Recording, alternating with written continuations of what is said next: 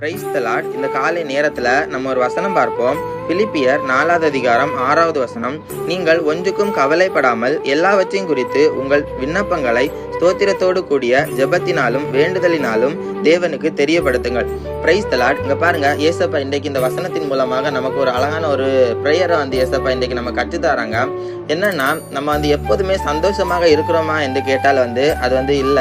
ஏதோ ஒரு கவலை, ஏதோ ஒரு கலக்கம் நம்மளுடைய இருதயத்துல எப்போதுமே இருந்து கொண்டே தான் இருக்கும். பெற்றோருக்கு குழந்தை குறித்து தான ஒரு கவலை, எப்படி வளர்க்க போறேங்கிறதான ஒரு கவலை இருக்கும். வாலிபர்களுக்கு வருங்காலத்தை குறித்து தான ஒரு கவலை இருக்கும்.